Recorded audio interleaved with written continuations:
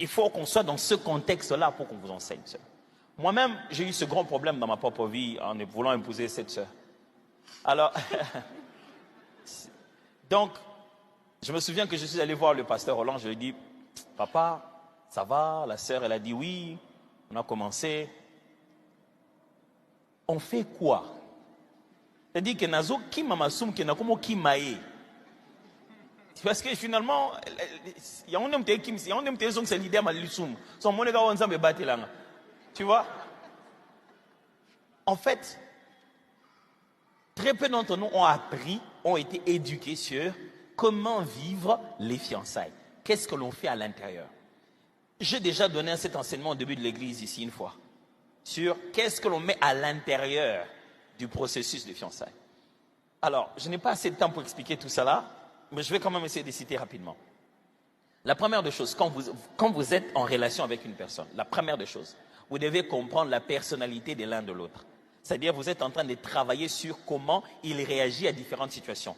Vous devez varier vos types de rencontres, vos types d'endroits où vous rencontrez, les sujets avec lesquels vous rencontrez. Parce que vous voulez savoir comment il réagit devant chaque chose et devant une chose ou une autre. Deuxième de chose, vous êtes intentionnel dans le type de questions que vous vous posez. Donc, vous devez multiplier vos rencontres, que vous puissiez avoir des temps de parler. Trouvez le moment de parler en public, resto, en train de marcher. Vous ayez le temps de parler, préparer ces questionnaires. Pensez-y à certains sujets que vous devez à tout prix le faire.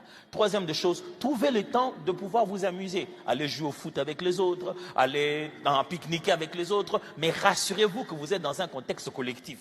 Ça vous permet aussi de voir comment il est en réalité.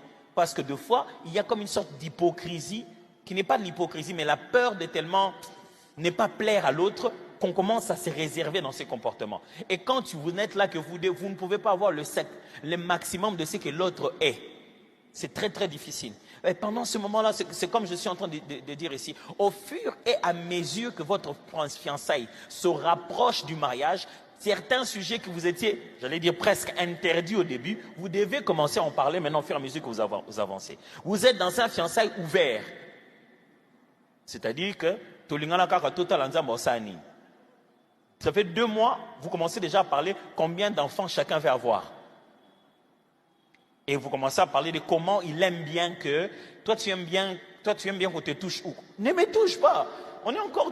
C'est quoi cette affaire? Je ne sais pas si je me fais comprendre ici. Il y a des sujets, il y a en fait dans le processus de votre fiançailles vers votre mariage, des sujets qui changent, qui évoluent. Mais si vous êtes dans un fiançailles ouvert, vous vous tentez vous-même. Quelqu'un ne peut pas juste venir dire non, on va devenir fiancé. Il faut qu'il ait au moins une cartographie, une idée de quand est-ce qu'on voudrait se marier. C'est comme une ligne d'arrivée qui vous pousse à vous dire on attend. Mais si ça n'existe pas,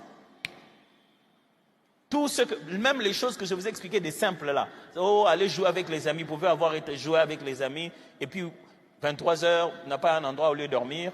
Il ne sait pas t'amener chez ses parents, et tu vas dormir chez lui, il lui va dormir à la chambre, toi tu vas dormir au salon.